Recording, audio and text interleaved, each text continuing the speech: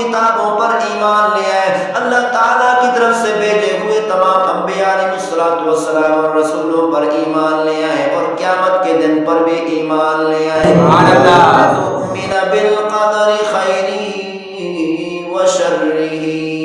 اور آپ اچھی تقدیر پر بھی ایمان لے آئے اور بری تقدیر پر بھی ایمان لے آئے۔ اسی طرح بخاری اور مسلم شریف کی روایت ہے، عن عمر بن الخطاب رضی اللہ عنہ قال، عمر بن الخطاب رضی اللہ تعالی عنہ سے روایت ہے، انہوں نے فرمایا، جاؤ جبریل الی النبی صلی اللہ علیہ وسلم، حضرت جبریل علیہ السلام پیغمبر صلی اللہ علیہ وسلم کی خدمت میں حاضر ہوئے، فقال اخبرنی عن الایمان، جبریل علیہ السلام پیغمبر صلی اللہ علیہ وسلم کے سامنے دو زانوں بیٹھ گئے، ادب اور احترام سے بیٹھ گئے، سوال کرنے لگے، یا رسول اللہ ایمان کے بارے میں بتائیں، ایمان کیا چیز ہے؟ قال ان تؤمن باللہ وکتبہ ورسلہ والیوم الآخر۔ پیغمبر صلی اللہ علیہ وسلم نے ارشاد فرمایا،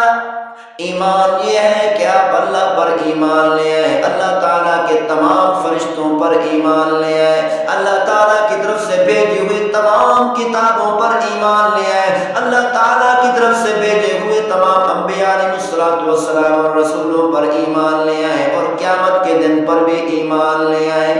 وَتُؤْمِنَ بِالْقَدَرِ خَيْرِهِ وَشَرِّهِ،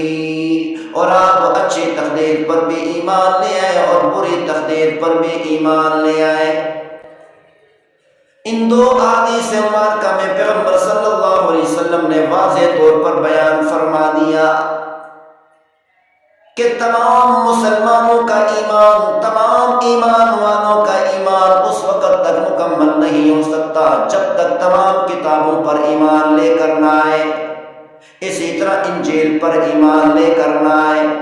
جو حضرت عیسیٰ علیہ السلام پر کتاب نازل کی گئی وہ بائبل نہیں بلکہ انجیل کتاب ہے۔ تمام مسلمانوں پر لازم ہے کہ انجیل کتاب کو برحق سمجھیں، سچ سمجھیں کہ واقعتاً اللہ تعالیٰ نے حضرت عیسیٰ علیہ السلام پر یہ کتاب انجیل نازل فرمائی،